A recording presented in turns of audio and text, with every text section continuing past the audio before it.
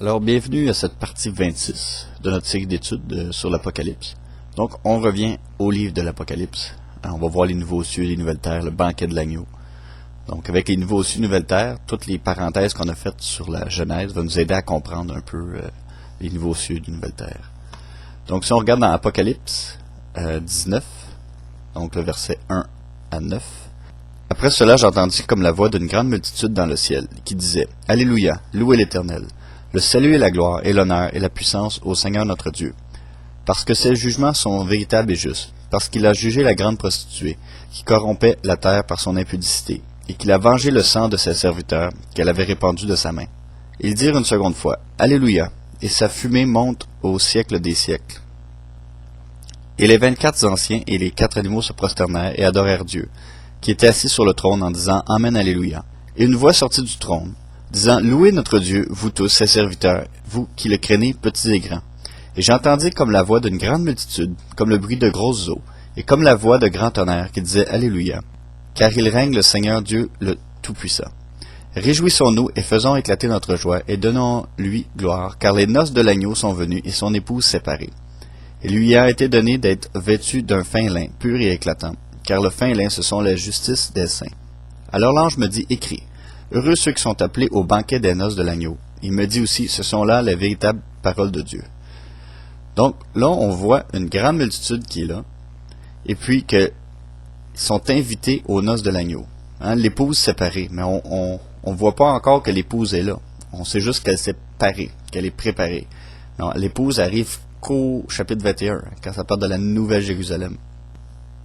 Donc, tous ceux qu'on voit ici, ils sont invités aux noces de l'agneau. Hein, on parle des serviteurs. Ici, ça dit serviteurs, petits et grands, au verset 5.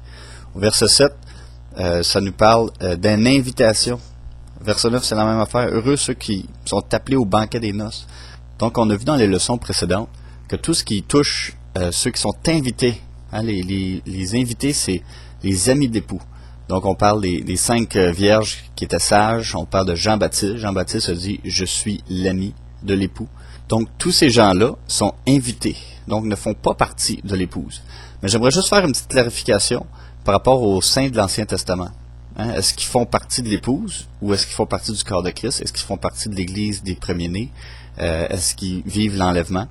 Donc, on va regarder des indices dans Job 19, 25 à 26, que ça nous dit, « Pour moi, je sais que mon Rédempteur est vivant, qu'à la fin, il se lèvera sur la terre, et qu'après cette peau qui se détruit et hors de ma chair, je verrai Dieu. » Donc, dans la King James, ça dit « at the latter day ». Hein, donc, au dernier jour. Donc, au dernier jour, son Rédempteur est vivant, puis ses yeux vont voir Dieu. Regardez aussi dans Daniel 12, 2.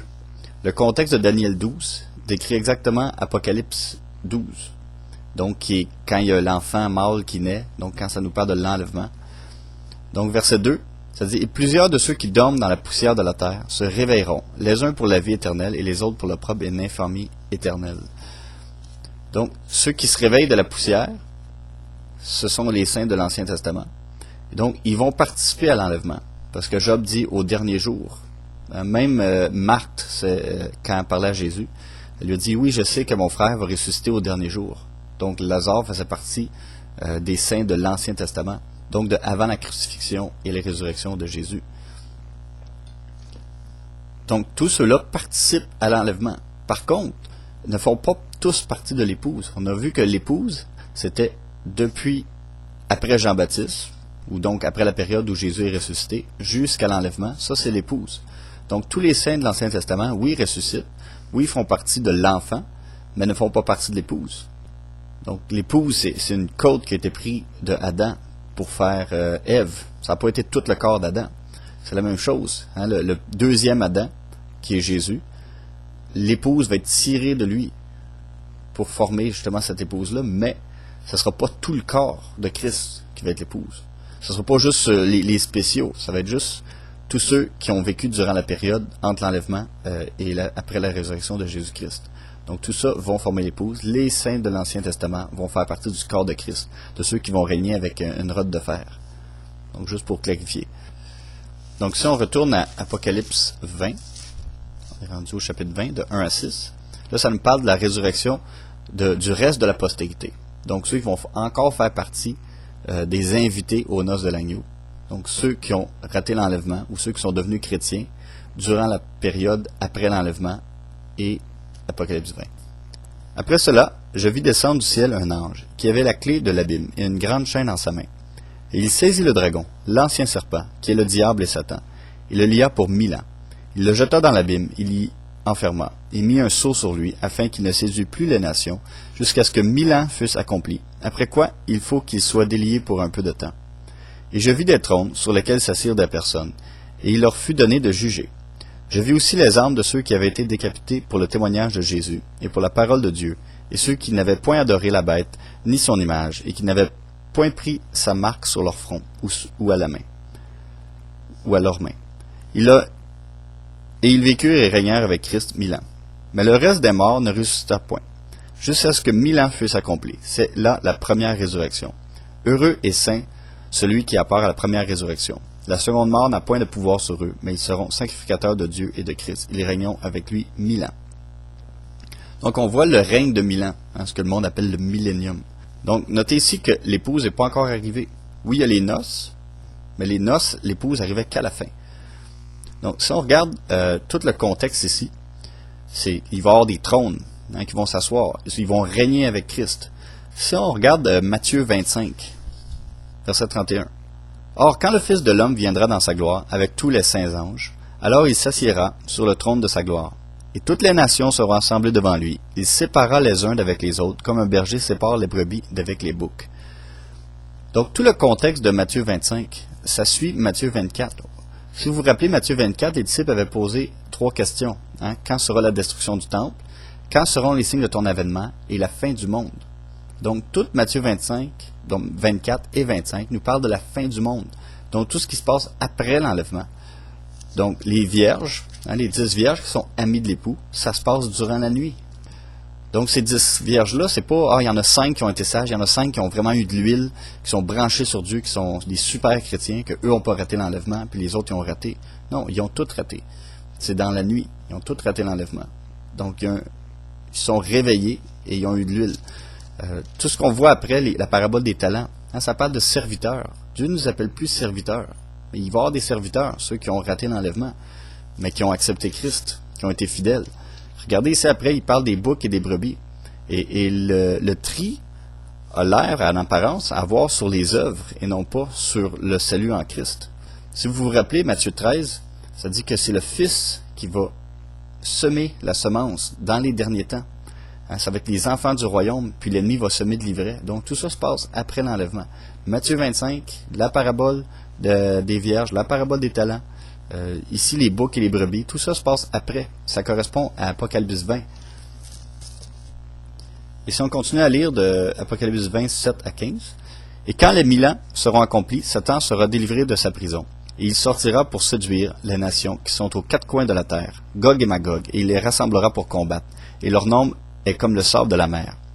Et ils montèrent sur la surface de la terre, et ils environnèrent le camp des saints, et la cité bien-aimée. Mais un feu venant de Dieu descendit du ciel et le dévora. Et le diable, qui les séduisait, fut jeté dans l'étang de feu et de soufre, où sont la bête et le faux prophète. Ils seront tourmentés jour et nuit au siècle des siècles. Puis j'ai vu un grand trône blanc, et celui qui y était assis. La terre et le ciel s'enfuirent de devant sa face, et leur place ne se trouvera plus. Je vis aussi les morts, grands et petits, qui se tenaient devant Dieu, et les livres furent ouverts. On ouvrit aussi un autre livre, celui qui est le livre de vie. Et les morts furent jugés selon leurs œuvres, d'après ce qui est écrit dans le livre. Et la mer rendit les morts qu'elle contenait. La mort et l'enfer rendirent aussi les morts qui y étaient. Et chacun fut jugé selon ses œuvres. Et la mort et l'enfer furent jetés dans l'étang de feu. C'est la seconde mort. Et quiconque ne fut pas trouvé écrit dans le livre de vie fut jeté dans l'étang de feu. Donc on voit ici que même l'enfer et la mort sont jetés dans l'étang de feu. Donc l'enfer n'est pas la destination ultime, où qu'on va passer l'éternité ceux qui n'ont pas accepté Christ. Non, c'est l'étang de feu. Donc l'étang de feu, c'est vraiment là où il y a l'éternité. L'enfer, c'est que le séjour des morts. Donc l'étang de feu, c'est la destination ultime pour ceux qui n'ont pas accepté Christ. Ce qui est intéressant de voir, c'est que le règne de 1000 ans, la Nouvelle Jérusalem n'est pas encore là.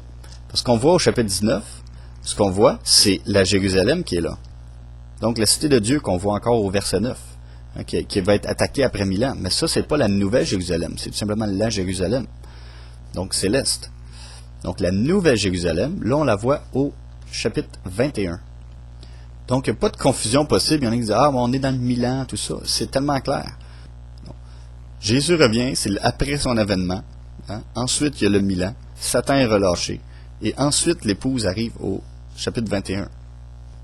Donc, concernant le règne de Milan, il y a un verset qui explique ça dans Ésaïe 65. Donc, il y a un passage qui nous parle de vraiment la fin des temps. Donc, 19. « Et je ferai de Jérusalem mon allégresse, et de mon peuple ma joie. On n'y entendra plus de bruit de pleurs, ni le bruit de cris. » Regardez ici, ça parle de Jérusalem, ça ne parle pas de la Nouvelle Jérusalem. Donc, on voit vraiment que c'est durant le millénium, ou le Milan. « Il n'y aura plus là d'enfants nés pour peu de jours, ni de vieillards qui n'accomplissent ses jours. Car celui qui mourra à 100 ans sera jeune, et le pécheur âgé de 100 ans sera maudit. » Donc, on voit ici qu'il y a encore le péché, hein, parce que le pécheur âgé de 100 ans sera maudit.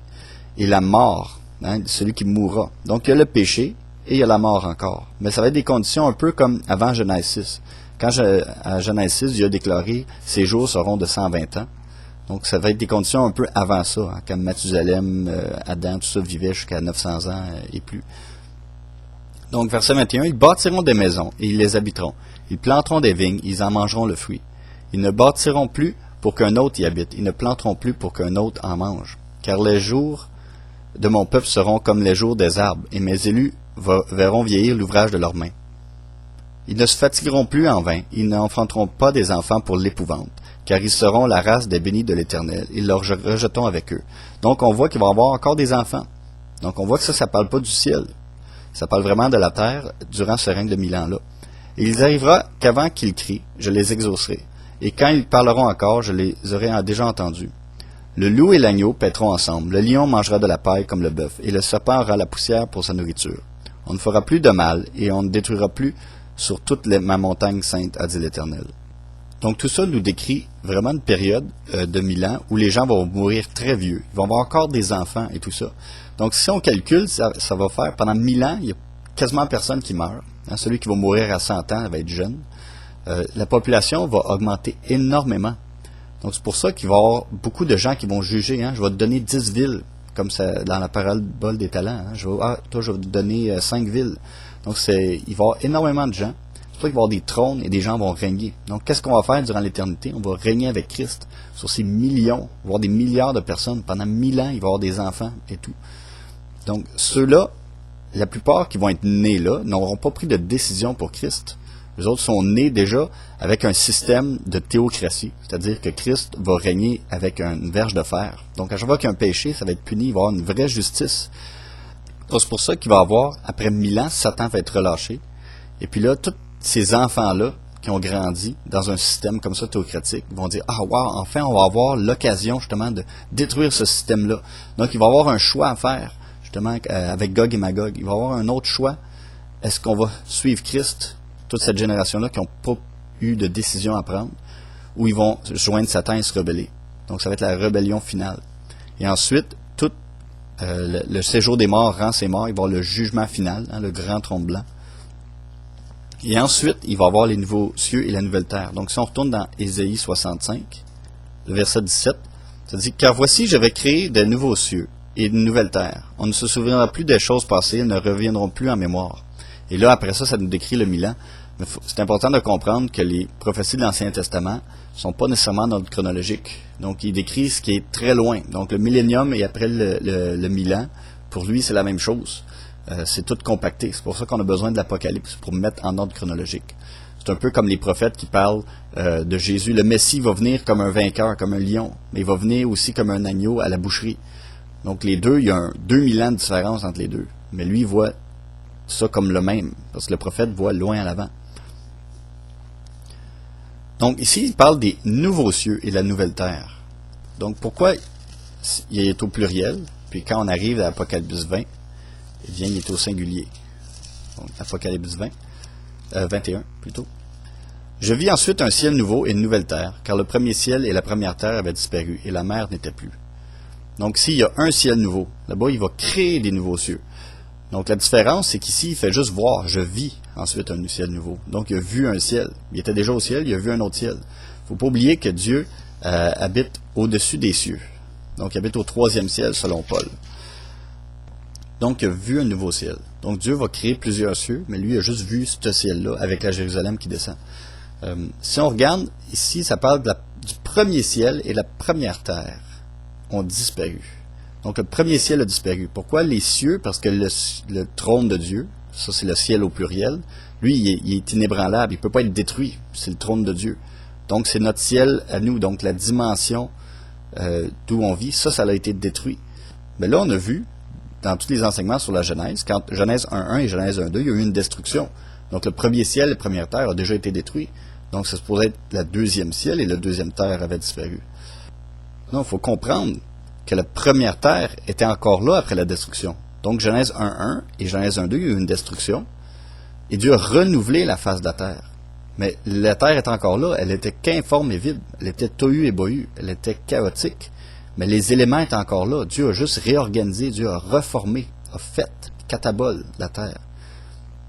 Donc, destruction pour une reconstruction. Mais la terre n'avait pas disparu.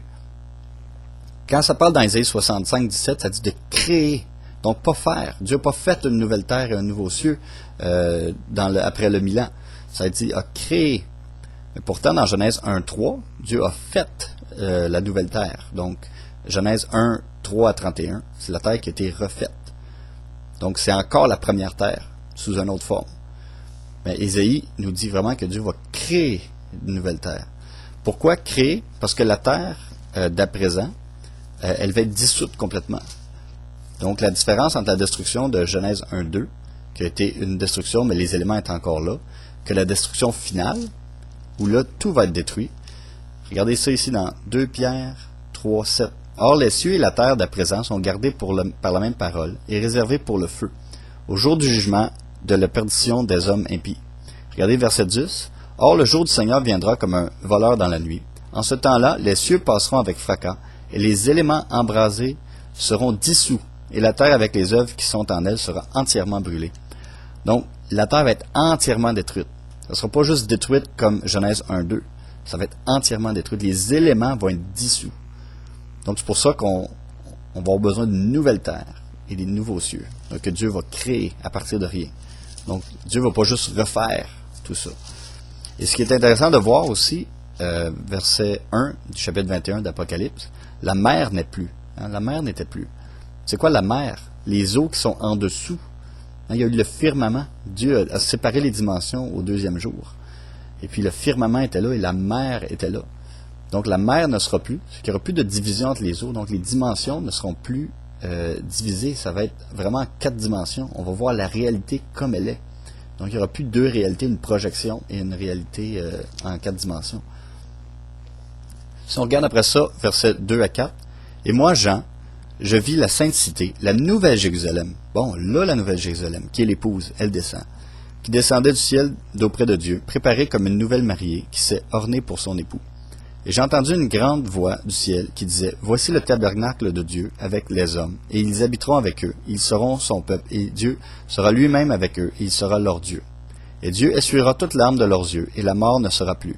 Il n'y aura plus ni deuil, ni cri, ni travail, car les premières choses seront passées. Donc, qu'est-ce qu'on voit? On voit qu'il y a un tabernacle. Hein, Dieu dressera sa tente sur eux, sa bannière sur eux, comme on voit dans Apocalypse 7. Donc, on voit vraiment que la nouvelle Jérusalem, c'est vraiment la grande foule qu'on voit au chapitre 7, où que Dieu dit va essuyer leurs larmes, qui était au futur. Regardez verset 15 dans Apocalypse 7. C'est pourquoi ils sont devant le trône de Dieu, et ils le servent jour et nuit dans son temple. Et celui qui est assis sur le trône étendra sur eux sa bannière. Donc, on est en train de servir dans le temple, parce qu'on n'est pas encore dans notre corps glorifié. Ils n'auront plus faim, ils n'auront plus soif, et le soleil ne frappera plus sur eux, ni aucune chaleur. Car l'agneau qui est au milieu du trône les paîtra, et les conduira aux sources d'eau vive, et Dieu essuiera toute larme de leurs yeux. Donc, on voit vraiment les similitudes. C'est vraiment une répétition de ce qui se passe dans le verset 21. Donc, toute cette foule-là, c'est pas, ah, ça, c'est ceux qui sont restés après l'enlèvement, puis que là, ils vont juste être des serviteurs. Non, ça nous parle vraiment de l'épouse. Ça nous parle vraiment des chrétiens qui ne sont pas encore enlevés. Pourquoi? L'enlèvement arrive au chapitre 11 et 12. Donc, au chapitre 7, on n'est pas encore enlevé. On est en train de servir Dieu devant le trône. Donc, quand on loue Dieu, on est devant son trône. On est assis dans les lieux célestes. C'est notre position spirituelle. Verset 5.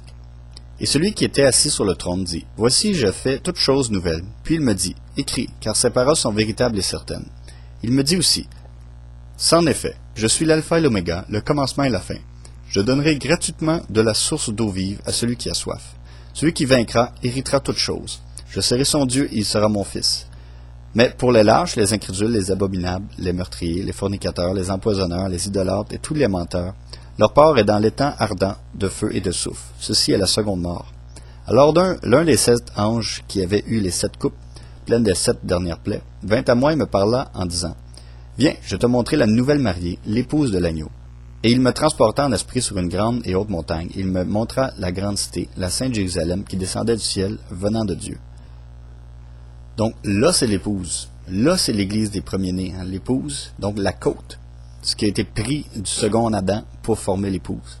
Ça, c'était tous ceux qui ont été après la résurrection de Christ, ou de la Pentecôte, jusqu'à l'enlèvement. Donc ça, ce groupe de personnes, eux autres descendent de la Nouvelle Jérusalem. Hein, ceux qui correspondent que Dieu essuiera toutes leurs larmes de leurs yeux, la mort ne sera plus. Donc tout le chapitre 21 parle de ce groupe-là. Et ensuite, Dieu décrit l'éternité. Donc l'éternité ne sera pas au ciel, elle va être sur la terre, parce que la Nouvelle Jérusalem descend sur la terre. Donc les cieux et la terre seront accessibles.